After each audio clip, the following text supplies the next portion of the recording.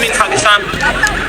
I demand from the government more than $5,000 in USD to make Pakistan a better place. Good night. Where are you from? I'm from here. You're from London? From here now. You're from here now. What's your plan? My plan? naagtan oo laga yaabo inaad social media ku aragtay ayadoo la wadwado xaqiiqdeeda ayadaha ama sheekada ka dambaysa naagtan in la qoreysto oo warbixinta laga qaado naagtan inay aan noqoto xaqiiqada ka dambaysa ayadaha sheekadan waa sheeko la yaab leh toddobaadkan social media la wadwado haweeneydan waa haweeney Afrikaana Black America dadka loo yaqaan Afrikaanta madow ama Amerikaanka madow waaye waxay ishukaansadeen wiil Pakistan u dhashay gaar ahaan ku sugan magaalada Karachi la yiraahdo Pakistan ku sugan ay isbarteen oo ishukaansadeen kadib sanado badan oo sheeko iyo xiriir iyo jacayl ay wada jilayeen wiilkii ayay isdhaaday kulankiin ugu horeeyay Pakistan ka dhacay bal u tag wiilkii ayay ugu maatay markii hore social media iskala hadlayeen filter waxba jira Soomaa quruxay ula buuqatay naagtan waxay ula buuqatay naag qurux badan isla markii ay Pakistan ay imaatay airport dhexdiisa ugu cararay ninkii airport dhexdiisa ugu cararay naagtii oo 3 bilood darbijiif mara ee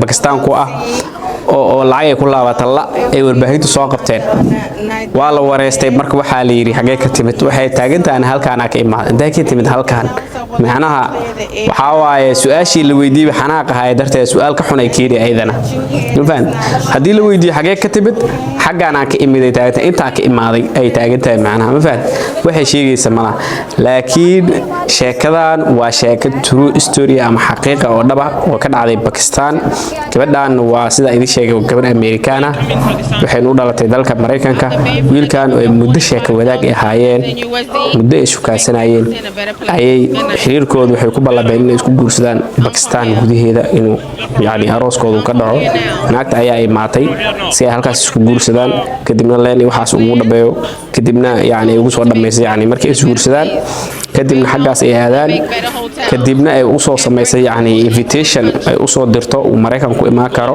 ama sharci ay u soo raadiso ayay ku ballansanaayeen balse waxa dhacaa waxay tahay wiilka inuu ugu cararo isla markiiba airport dhexdiisa ugu cararo kadib markii uu arkay naagtan wajiga kaliya ka arki jiray kadib markii uu arkay jirkeedo dhameystiran uu arkay iyo qaab daradeeda iyo foolxumadeeda qof bini'aadam way marba inaan wax ka sheegno laakiin waxay ula muuqatay asaga nin quraan qurux ama gabar aan qurux badan ay ula muuqatay markii uu arkay video muuqaalkeeda dhabta airport ku arkay isla markii airport ayuu ugu cararay kadibna airport ayay ka soo baxday hotel ayay degtay siday sheegtayna ma gabadhan gabar lacag badan haysta ma ahayn oo family waxba soo caawiyay inay wadankaas imaato ninkeeda in ay soo raadsato kadibna fiisi ayaa ka dhacay dalka Pakistan ay ku joogtay kadibna waxay xaaladeeda noqotay in yaani darbijiif ay isku bedesho waxa ka dhabaaday sababtoo ah sidoo kale hotelka lacagta ay ku sixinaysa ayaa ka dhabaatay waxay isku bedeshay darbijiif waxa soo qabtay ciidamada ammaanka ee Pakistan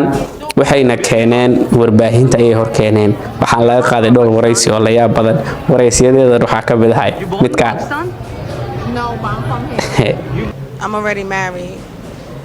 We don't have kids. midkaan iyo kuwa kale aad u leeyahay badan ayaa laga qaaday social media way qabstay haweeneydan oo dadka intooda badan ay ku maadistaan muuqaaladeeda ay noqotay yaani wax lagu maadisto ayay noqotay laadaado ma san tahay hadii aad ku cusub tahay kanaalkeena YouTube-ka fadlan like saar video hada You hear me? Have 2 Big McDoubles, cheeseburger, large fry, extra salt, 2 apple pies, and a large Fanta orange soda.